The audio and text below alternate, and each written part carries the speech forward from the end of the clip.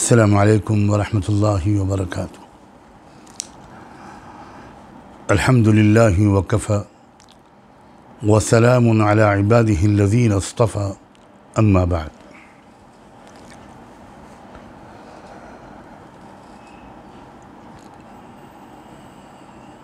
काबिल एहतराम भाइयों और बहनों,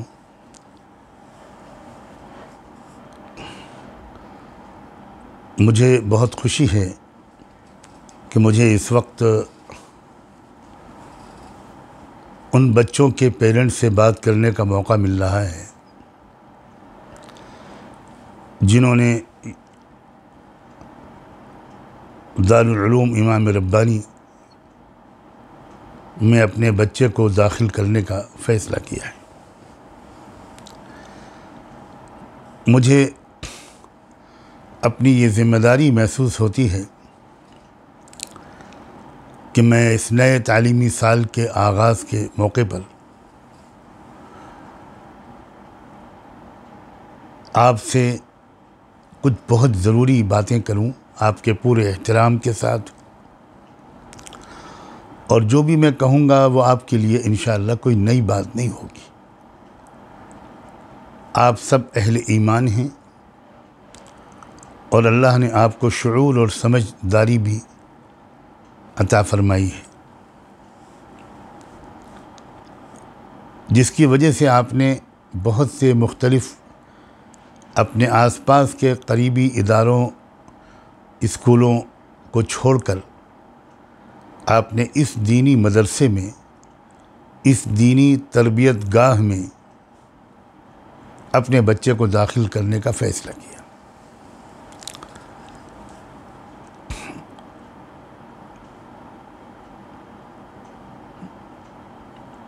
असल में इंसान उसकी अपनी ज़िंदगी में जो उसकी तमन्नाएं होती हैं वो उनकी तकमील अपने बच्चों के ज़रिए से करना चाहता है। यानी चाहता है कि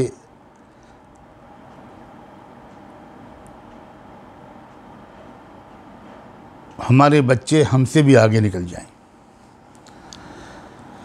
इंसान की फितरत यह है कि वो किसी को अपने से आगे निकलते हुए देखना पसंद नहीं करता।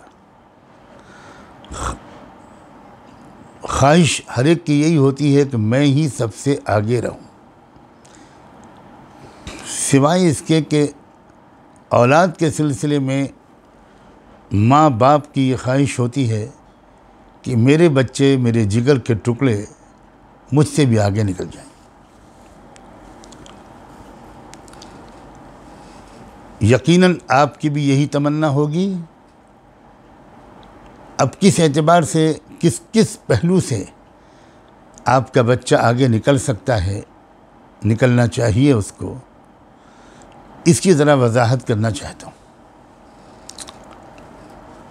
देखिए, एक तो ये है कि आमदनी और इनकम और पैसों के एतबार से बच्चा आगे निकल जाए। मेरा बेटा, मेरी बेटी बहुत दौलतमंद हो जाए, एक ये तमन्ना है। एक एतदाल की हद तक अपने बच्चों को अपने पैरों पर खड़ा होते हुए देख लेना और खुशहाली की ज़िंदगी गुजारना हर माँ बाप की तमन्ना है और इसमें कोई हर्ज नहीं। क्या ये तमन्ना करना जायज़ हो सकता है माँ बाप के लिए कि मेरे बच्चे भूखे रहें, मोहताज रहें, परेशान हाल रहें, दूसरों की मदद करने के लायक होने के बजाय वो दूसरों की मदद के मोहताज बन जाएं? हरगिज़ नहीं। लेकिन एक तमन्ना वो है जो सिर्फ एक ईमान वाले माँ बाप कर सकते, और वो ये है कि मेरा बच्चा अपने रब का बहुत अच्छा पसंदीदा बंदा बन जाए, उसकी रग रग में नेकी, शराफत, सखावत, हमदर्दी, गरीबों की खिदमत, ये जज्बे उसके रग रग में सरायत कर जाएं। वो अल्लाह के कलाम कुरान मजीद का समझने वाला और उसका असर लेने वाला बन जाए। रहमत दो आलम सैयदना मुहम्मदुर रसूलुल्लाह सल्लल्लाहु अलैहि वसल्लम की शख्सियत से बराह रास्त रोशनी लेने वाला बन जाए, उनसे मोहब्बत करने वाला और ख़ुद उनकी मोहब्बत और तवज्जो का हासिल करने वाला बन जाए, उनकी प्यारी ज़िंदगी का मुमकिन हद तक नमूना बनकर उस ज़िंदगी को दुनिया के दूसरे लोगों के सामने रखने वाला बन जाए। इस्लाम को असली खूबसूरत शक्ल में पेश करने की सलाहियत उसके अंदर पैदा हो जाए। कोई शक नहीं है कि इस्लाम बहुत खूबसूरत है, एक धब्बा भी इस्लाम के हसीन चेहरे पर नहीं है, लेकिन इस हसीन चेहरे पर काला रंग पुत गया है, पेंट हो गया है, और वो पेंट हो गया है अक्सर मुसलमानों की अपनी ज़िंदगी, ख़राब ज़िंदगी की वजह से और इस्लाम के दुश्मनों के प्रोपेगेंडे की वजह से, जिसकी वजह से दुनिया के अक्सर इंसानों और इस्लाम के बीच में एक अंधेरा छा गया है। और सूरज ग्रहण के मौके पर जिस तरह सूरज की रोशनी उस ग्रहण की वजह से छुप जाती है, वैसे ही इस्लाम की रोशनी मुसलमानों के गलत किरदार और दुश्मनों के नेगेटिव प्रोपेगेंडे की वजह से छुप गई है। तो इस ग्रहण को हटाकर, इस जाले को साफ करके दुनिया के लोगों के सामने, अपनी कौम के ही नहीं दुनिया की दूसरी कौमों के सामने भी इस्लाम की बहुत असली खूबसूरत शक्ल दोबारा पेश करने की सख्त ज़रूरत है। और उस दोबारा पेश करने के लिए ख़ास किस्म की लियाकत चाहिए, एबिलिटी चाहिए।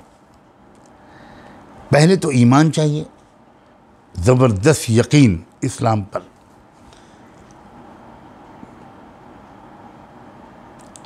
दिल की एक उम्मीद भरी कैफियत चाहिए, पॉजिटिव अप्रोच चाहिए, बात करने का सलीक़ा चाहिए, कैरेक्टर और अखलाक की सफाई चाहिए। तभी इंसान ज़ुबान से, कलम से,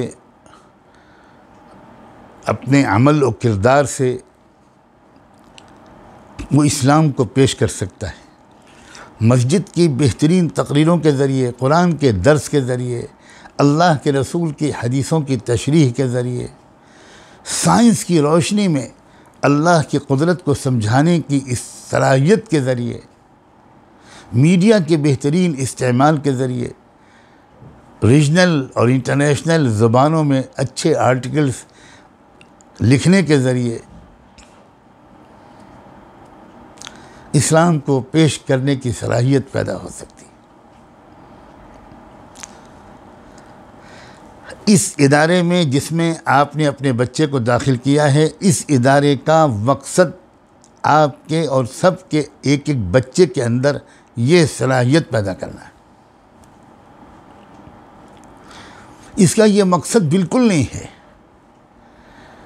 कि ये 10वां 12वां पास करके और आगे ग्रेजुएशन वगैरह करके अपना कैरियर बनाकर ज़िंदगी गुजारे। हरगिज़ इस इदारे का यह मकसद बिल्कुल नहीं। कैरियर तो बनेगा, इज़्ज़त तो मिलेगी, दौलत तो मिलेगी, वो तो मिल के रहेगी। मुझे बहुत हैरत होती है उन लोगों पर जो शक करते हैं। मुझे यकीन है कि आप में से एक भी उन शक करने वालों में से इंशाअल्लाह नहीं होगा।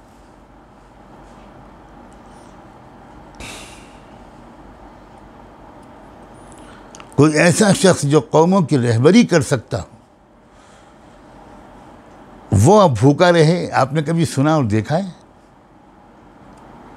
वो मोहताज रहे, कभी आपने सुना और देखा है? एक इंसान जिसने अपनी तालीमी के ज़माने में ख़यानत की, मेहनत से नहीं पढ़ा, कोई सलाहियत उसके अंदर नहीं पैदा हुई, लीडिंग कैपेसिटी नहीं पैदा हुई, खुद एतमादी नहीं पैदा हुई, सेल्फ कॉन्फिडेंस नहीं पैदा हुआ, उसने इस तालीम के मकसद को ही नहीं समझा, वो अगर ज़िंदगी में परेशान रहता है तो ये बिल्कुल अलग बात है। इसका उस तालीम का कोई कसूर नहीं है जो उसने हासिल की है, ये उसका कसूर है कि उसने उस तालीम को समझा ही नहीं। उसने 4 किताबें पढ़कर इम्तिहान देकर आलिम की सनद ले लिया, अपना मकसद समझा। ऐसे लाखों उलमा मिलकर भी एक आदमी को इस्लाम नहीं समझा सकते।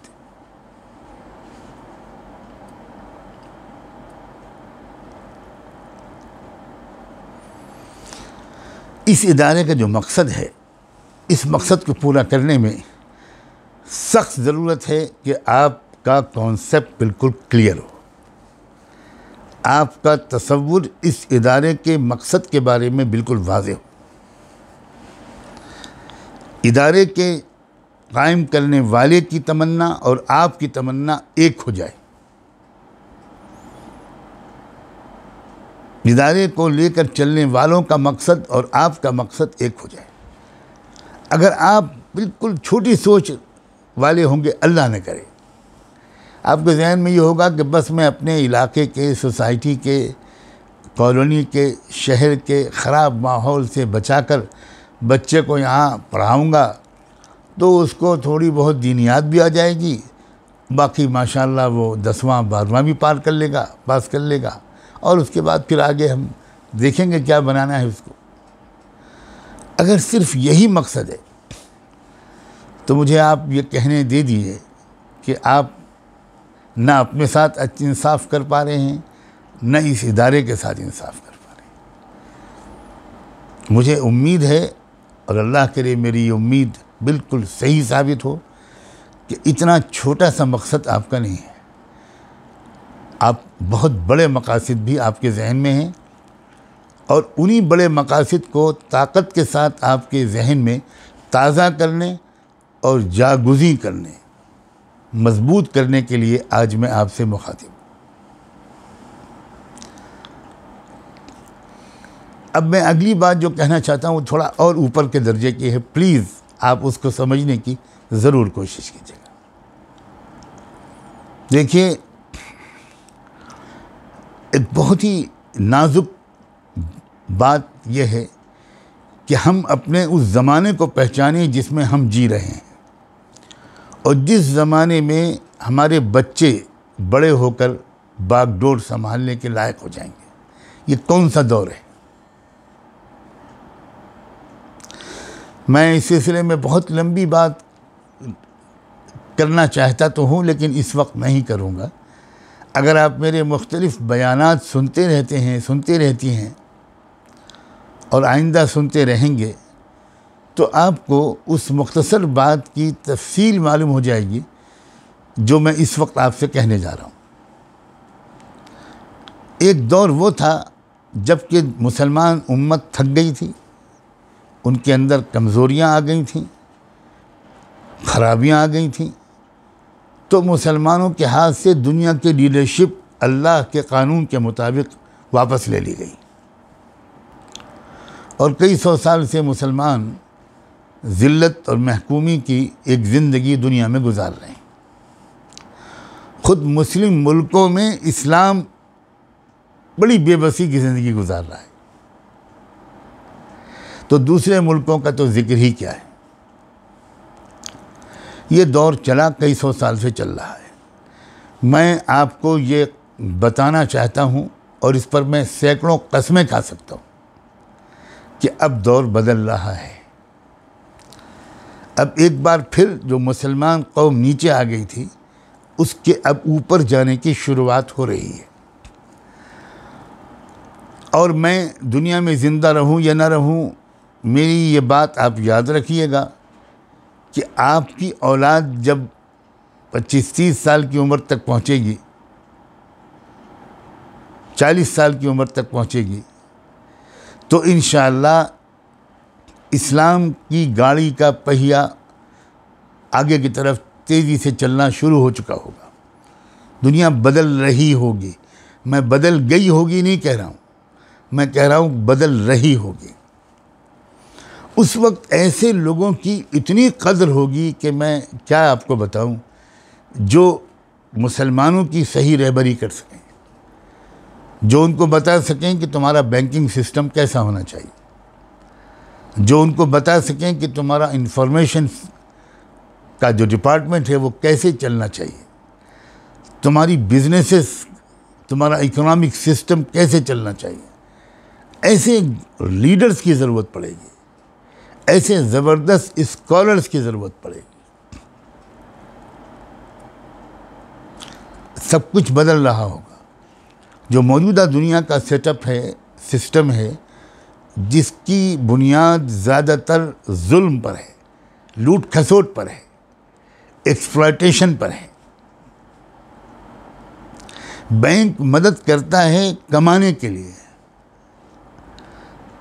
खुद कमाना चाहता है बैंक। तो एक गरीब आदमी की जो मदद करता है, वो बैंक गरीब आदमी की मदद नहीं करता, उसके ज़रिए कमाकर खुद नफ़ा हासिल करके उन लोगों में बांटता है बैंक जिन्होंने अपने सरप्लस पैसे, जिन मालदारों ने बैंक में जमा करा रखे। ये सिस्टम के बजाय दूसरा एक सिस्टम, एक ऐसा इकोनॉमिक और बैंकिंग सिस्टम दुनिया में आएगा जिसमें मदद और सिर्फ मदद होगी। मैं नहीं कह सकता कि आप सब मेरी इन बातों को समझ पा रहे हैं कि नहीं। मैंने शुरू में कहा था कि थोड़ी ऊपर की सतह पर अब मैं बात करूंगा। उस वक्त ऐसे रहबरों की ज़रूरत होगी, और कितने खुशनसीब होंगे वो पेरेंट्स जिनका बेटा इस किस्म के लीडर्स में शुमार होगा। वो नबियों का वारिस और जानशीन होगा। वो इंसानियत का, कौमों का, उम्मत का सेवियर, निजात दहिंदा होगा, निजात देने वाला, दिलाने वाला। कितने खुशनसीब होंगे। सोचिए, जो बच्चा सिर्फ कुरान याद कर लेता है, समझता नहीं, सिर्फ रट लेता है, उसके वालिदैन को अल्लाह ताला क्या स्टेटस देते हैं। अब जो कुरान को अपने अंदर उतार लेगा और कुरान के मुताबिक वो सोचेगा, देखेगा, रहबरी करेगा, बोलेगा, कुरान मजीद के मज़ामीन बयान करेगा, हर वक्त पूरे कुरान को समझा हुआ होगा, उसका दर्जा कितना ऊंचा होगा। उसके माँ बाप को अल्लाह ताला कौन से ताज पहनाएंगे। अल्फाज रट लेना और कुरान मजीद के पूरे मैसेज के मुताबिक अपने मुआशरे को रिकॉन्स्ट्रक्ट करना, अपनी सोसाइटी की तामीर नौ करना, कितना ऊंचा मुकाम है। यही वो लोग हैं जिनके बारे में अल्लाह के रसूल ने कहा कि ये अंबिया के जानशीन होंगे। ऐसे लोग आप यकीनन ये चाहते होंगे कि आपका बेटा ऐसा बन जाए। ये है ऊंची सोच जिसके लिए ये इदारा कायम किया गया है। मुझे जब कभी भी ये इत्तला मिलती है कि फ़लाँ बच्चे के पेरेंट्स के जहन में तो सिर्फ ये है कि किसी तरह हमारा बच्चा हमारे ख़राब माहौल से बचकर वहाँ पढ़ ले, वो आलिम अच्छा बने न बने, इससे हमें कोई ख़ास दिलचस्पी नहीं है। वो कुरान को समझे या न समझे, हमें तो ये दिलचस्पी है कि वो अच्छे नंबर 10वें और 12वें में ले आए, 10th और 10+2 अच्छे मार्क्स के साथ ले आए, ताकि फिर आगे कॉमर्स में, साइंस में, किसी साइड में भी हम उसको चलाएं और फिर उसका कैरियर बने। मेरी दिली ख्वाहिश है कि आपके बच्चे दुनिया के अपने ख़ानदान के रिश्तेदारों की मदद करने वाले बने, सोसाइटी में उनका बहुत हाई स्टेटस हो, रिगार्ड्स, बहुत एहतराम हो उनका। ये मेरी दिली ख्वाहिश। और मैं बराबर यहाँ पढ़ने वाले बच्चों से और असातिज़ा से भी को भी ये याद दिलाता रहता हूँ।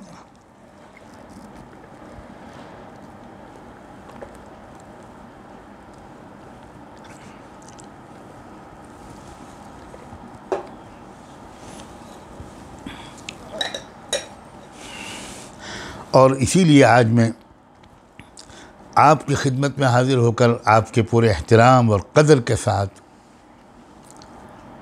ये बातें आपको याद दिला रहा हूँ। ये आपका समझना और हरदम याद रखना इसलिए ज़रूरी है कि आपके जज्बात का असर, आपकी नीयतों का असर, आपके इरादों का असर आपके समझ का असर बच्चों पर पड़ेगा। बच्चे अभी बच्चे हैं, आहिस्ता आहिस्ता इन बुलंद और ऊंची बातों को समझने की सलाहियत उनके अंदर पैदा हो। यहाँ जितनी कोशिश की जा सकती है की जा रही है और की जाएगी, लेकिन एक बहुत बड़ी मदद आपसे ये चाहिए कि यहाँ जब बच्चे रहते हैं, 24 आवर्स यहीं माहौल में गुजारते हैं, तो उनका समझना आसान होता है। उनको एक अच्छा माहौल मिलता है जहाँ उनको तिलावत कुरान की आदत पड़ती है। बाज़ बच्चे तो तहज्जुद पढ़ने लगते हैं, हर तरफ नेकी का माहौल होता है, बार बार अच्छी मजलिसें और बयानात सुनने को और बैठने को मिलते हैं। अब बहुत मुश्किल ये है कि फ़िलहाल अभी कुछ मुद्दत तक, अल्लाह जाने कब तक, ऑनलाइन पढ़ाई होगी। इसमें हमारे लिए बहुत मुश्किल पेश आ गई, बड़ा चैलेंज है, क्योंकि बच्चा यहाँ के माहौल में नहीं, अपने घर के माहौल में। और घरों का माहौल कैसा होता है ये मैं भी जानता हूँ, आप भी जानते हैं। अब ये आपकी ज़िम्मेदारी बहुत ज़्यादा बढ़ गई। जब तक ये ऑनलाइन एजुकेशन है और जब तक ये पाबंदियां हैं, तब तक आपकी ज़िम्मेदारी बहुत ज़्यादा है। अब यहाँ वाले तो कोई निगरानी नहीं कर पाएंगे, आपको निगरानी करनी होगी। आपको बच्चे के साथ बैठना होगा क्लास में। बच्चा तो अभी तो ख़ास तौर पर नए बच्चे, इनको तो बिल्कुल ही आदत नहीं है। तो आप अपने काम में लगे होंगे और बच्चा मोबाइल पे पता नहीं क्या कर रहा होगा। ये कैसे चलेगा? मेहरबानी करके अल्लाह के वास्ते अपने बच्चे के बेहतर मुस्तकबिल के लिए आप ज़रा थोड़ा सा निज़ाम बनाइए कि आपको बच्चे की निगरानी करनी है। बच्चे के पास आसपास कोई आए जाए ना, डिस्टर्बेंस ना हो, उसकी ध्यान न बटे और आपको पता भी चले कि बच्चा क्या कर रहा है। अच्छी तरह क्लास अटेंड कर रहा है, उस्ताद के सबक को ठीक से सुन रहा है, इंटरेक्शन हो रहा है। आप कैसे इसको मॉनिटर करेंगे ये तो आप जानें, लेकिन आपको करना होगा।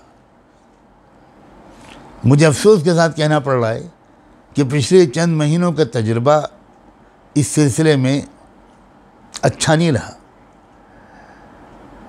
हमारा इदारा अल्हम्दुलिल्लाह वो इदारा है कि लॉकडाउन का ऐलान होने के बाद 1-2 दिन के अंदर ही ऑनलाइन क्लासेस शुरू हो गए। पढ़ाई का नुकसान नहीं होने दिया गया। इतनी जल्दी किसी भी मदरसे में फौरी तौर पर ऑनलाइन क्लासेस शुरू हुए हों, मुझे तो कम से कम ऐसा नहीं मालूम। बड़े बड़े इदारे पूरे 1.5 साल से बंद पड़े हैं, वहाँ ऑनलाइन एजुकेशन शुरू ही नहीं हो पाई। यहाँ अल्हम्दुलिल्लाह ये तो नौबत नहीं आई, लेकिन ये तजर्बा ज़रूर हुआ कि ऑनलाइन एजुकेशन में बच्चों की पूरी तवज्जो और ध्यान का यकसू होकर अपनी तालीम के तरबियत की तरफ मुतवज्जे रहना ये बहुत मुश्किल है। इसलिए आपके बच्चे का मामला है, आपको कुछ न कुछ करना ही होगा। वालिदैन में से कोई एक वहाँ बैठा रहे, बच्चों की निगरानी की जाए। जो बच्चे पहले से यहाँ पुराने पढ़ते रहे, उनका तो मिजाज किसी हद तक बन चुका, उनकी ज़्यादा निगरानी की ज़रूरत नहीं पड़ी। पुख्ता, समझदार, मैच्योर बच्चे पूरी तवज्जो के साथ ऑनलाइन क्लासेस अटेंड करते रहे, होमवर्क करते रहे। लेकिन जो बच्चे जिनको यहाँ रहने का मौका नहीं मिला, जो पिछले साल ही जिनका दाखिला हुआ था और वो यहाँ आ ही नहीं सके, पूरा साल उनका घर पर तालीम में गुज़रा, वो तजुर्बा अच्छा नहीं रहा। इसलिए ये तय हुआ कि सबसे पहले नए आने वाले तलबा के वालिदैन से मैं ख़ुद बात करके उनकी तवज्जो इस तरफ मबज़ूल करने की कोशिश करूं। उम्मीद है कि पूरी बात आप समझ गए होंगे। जिन बड़े मकासद का मैंने शुरू में ज़िक्र किया उनको ज़रा एक बार फिर याद कीजिए और ये सोचिए कि उन बड़े मकासद के लिए आपको कितनी ज़्यादा तवज्जो करनी होगी। अगर वो बड़े मकासद ना होते और आम स्कूलों की तरह एक स्कूल ये भी होता, तब भी तो आपको तवज्जो करनी पड़ती। बच्चा ज़ाहिर है कि इस उम्र में वो इतना समझदार, ज़िम्मेदार, इतना बाशऊर नहीं होता, तो आपको तो देखना पड़ता कि मैथमेटिक्स ठीक से पढ़ रहा है कि नहीं, और ये इंग्लिश लैंग्वेज ठीक से पढ़ रहा है कि नहीं। अब जबकि उसके सामने दोनों किस्म के मज़ामीन हैं, उसको कुरान भी पढ़ना है, उसको हदीस भी पढ़नी है, उसको दीनी इस्लामी मज़ामीन पढ़ने हैं, और साथ साथ उसको ये असरी कॉन्टेम्परेरी सब्जेक्ट भी पढ़ने हैं। तो आपको तो दुगनी तवज्जो करनी पड़ेगी। उसके लिए आप किस तरह अपना निज़ाम औक़ात बनाएंगे, ये आप सब अलग अलग अपने हिसाब से बनाइए, और मेरी इस बात पर अमल करने की भरपूर कोशिश करेंगे आप, और करेंगे ऐसी मुझको उम्मीद है कि आप गाफिल नहीं होंगे, बल्कि अपने बच्चे के रोशन मुस्तकबिल के लिए और दुनिया से लेकर आखिरत तक उसकी कामयाबी के लिए आप अपना वक्त भी फारिग करेंगे, और बच्चे को के साथ पूरी ज़िम्मेदारी और एहसास के साथ आप बैठेंगे, ताकि बच्चे को इस ऑनलाइन एजुकेशन की अहमियत का एहसास हो और उसको लगे कि इस तरह खेल खेल में मैं अपनी ज़िंदगी या वक्त बर्बाद करूं, इससे मुझे ही नुकसान पहुंचेगा।